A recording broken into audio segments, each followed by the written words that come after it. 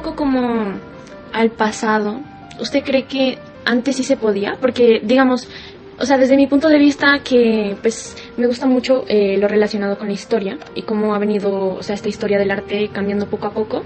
O sea, yo siento que en el pasado sí había una gran manera de vivir del arte, porque era como un arte más, o sea, pues eso era como firme y no era tan salido. Entonces, ¿cómo lo ve usted siendo un artista que está metido harto como en lo contemporáneo? ¿Cómo lo ve? Bueno, en el pasado yo creo que tienes toda la razón, porque el arte era complaciente. Es decir, cuando el artista pintaba santos, de alguna manera los santos ingresaban a los diferentes hogares y se colgaban en las salas de las casas, porque era de alguna manera, era parte del contexto religioso de la región. Es decir, no había, entonces el artista pintaba a la Virgen X o los santos y todo ese rollo, y todo el mundo quería tener un santo y tener una virgen y tener, un elemento de fe en sus casas. En la modernidad, de alguna manera, hay una ruptura y se individualiza el arte. Es decir, pues ese es uno de los grandes conflictos del arte contemporáneo. Y precisamente es uno de los factores para que no se pueda vivir del arte. Entonces, ¿cómo lo explico yo esto? El artista construye imaginarios, y los imaginarios son totalmente personales, tienen que ver. Allí aparece el cuento de la cultura. Entonces, el artista pastuso es diferente a un artista de Cali o a uno de Bogotá. Tiene un contexto diferente, una forma de pensar, una forma de percibir el mundo. Con ese bagaje se construye imaginario. O sea, yo pienso que y construyo mis imágenes, pienso que el mundo no es redondo sino cuadrado, y pinto un mundo cuadrado, y eso es lo que yo pienso. Pero el problema precisamente es ese, en relación al mercado. Es decir, ¿hasta qué punto mi imaginario se conecta con otra persona de tal manera que esa otra persona quiera adquirirlo y tenerlo en su propio contexto, en su hogar, en las paredes de su casa? De alguna forma, la modernidad lo que genera es esa ruptura e individualiza a los artistas. Y les dice, no, mire, cada uno construya su versión del mundo y le da carta blanca a cada uno de los artistas para que se desplaye dentro de esos parámetros. Pero al mismo tiempo, la conexión que existe de ese imaginario con el otro es una conexión, es casi imposible de que el otro se conecte con lo que yo hago. Por eso no lo compra.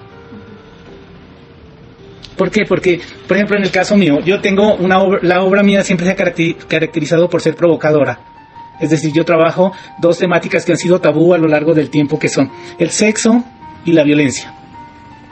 Entonces, en algún momento mi obra era muy erótica, muy pornográfica, y de alguna forma ese acto de provocación me cerraba las puertas en el mercado regional. Y inclusive ahorita que hablaba con este amigo de Miami, me dice, hay ciertas condiciones de las galerías que dicen no se puede ser muy obvio en lo que se presente en esta galería porque reciben recursos del Estado. Entonces hay una censura frente a lo sexual. Y eso mismo pasa en cuanto, por ejemplo, en mi caso, yo hablo desde mi experiencia. Entonces, yo hablo del impulso sexual. Entonces, cuando yo hago un personaje con un pene gigante, no cualquiera lo quiere colocar en su casa, porque de alguna manera no es bien visto que se coloque una imagen que tiene un pene gigante, porque es agresivo, de alguna manera es violento. Pero de alguna manera a mí me interesa hablar precisamente de los impulsos. El impulso sexual, el impulso violento son parte de la supervivencia del ser humano.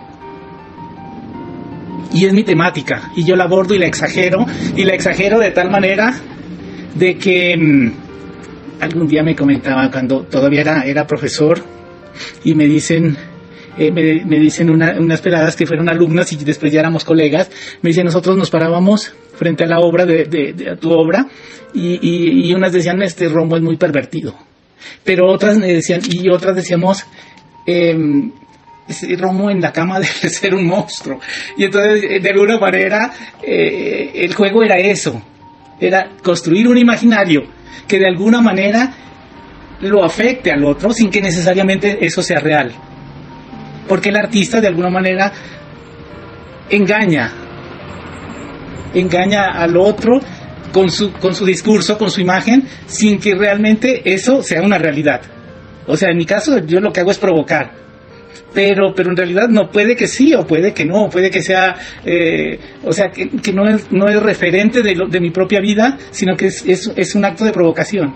Y que vean de alguna manera, que vean, por ejemplo, a mí me encanta que en mi obra se ve tanta maldad, tantos demonios, tantas cosas que el otro se asusta. Y en el fondo es eso, es provocar, que te asuste, que digas, no, pero ¿por qué Romo hace esas cosas? O sea, ¿por qué él? Y en algún momento me dijeron, ¿por qué el maldito del Romo hace esto? Si puede hacer cosas bonitas del mundo, ¿por qué hace esto? Y es eso, ¿no? De alguna manera, el arte a mí me parecía aburrido.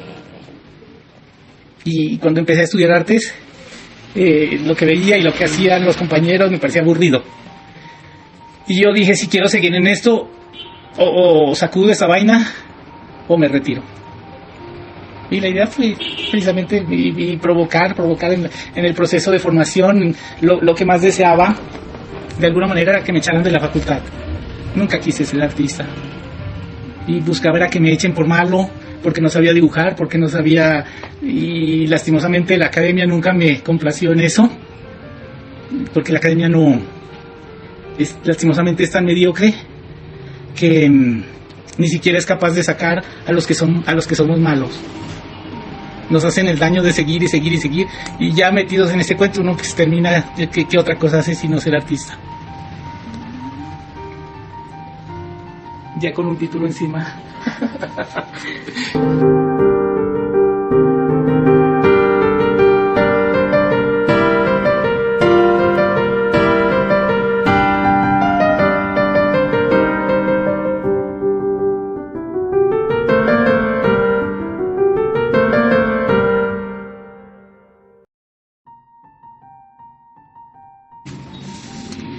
¿Qué importancia pues ve que tiene el arte en la sociedad contemporánea y cómo se está desarrollando, al menos desde su punto de vista? ¿Cómo lo ha visto que se ha ido desarrollando? Ya contesta un poco, pero como más fijo en esa pregunta, ¿cómo lo ve usted que se está desarrollando? Bueno, el arte no tiene importancia. Eso ya lo dije hace un rato. El arte no tiene ningún sentido práctico, no lo tiene. El arte no... Alguien me decía en algún momento, me dice, lo que pasa es que los artistas tienen que vivir de esto.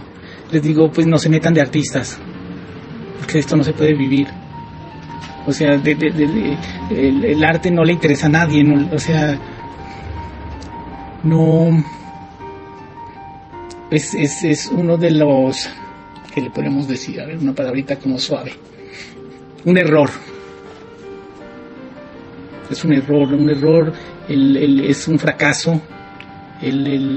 Los programas de arte son un fracaso porque de alguna manera no llenan las expectativas, no te dan las posibilidades de ejercer por ningún lado. O sea, tienes que realmente... Aquí, bueno, voy a explicar algo. En algún texto leí que decía, el artista de por sí ya es un fracasado. O sea, el que estudia artes ya es un fracasado. ¿Y cuál es la explicación de esto? Si tú quieres ser un buen artista, tienes que construir un lenguaje propio, tienes que reevaluar la estética de tu época, tienes que cambiar cosas, y lo nuevo, lo novedoso, lo diferente, nunca va a ser apetecido por la sociedad, ni por tu época. Y eso ha sido una constante en la historia del arte. Cuando llegan los impresionistas, hacen la ruptura y empiezan a hablar del gesto, de la luz y todo ese cuento, viniendo de un romanticismo, de una obra muy clásica de cierta manera. Esa ruptura hace de que ellos y que la misma sociedad se tarde un siglo en comprenderlos.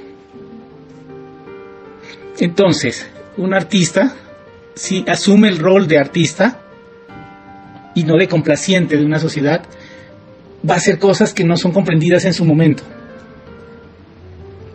O tal vez nunca van a ser comprendidas. Entonces, de cierta manera, el fracaso del arte es ese, de que de alguna forma, o sea, no hay no hay las posibilidades de, o sea, más allá de que sea un artista complaciente, y vuelve y juega con esa, es un artista que hace lo que el otro quiere ver. Ahí él vive del arte,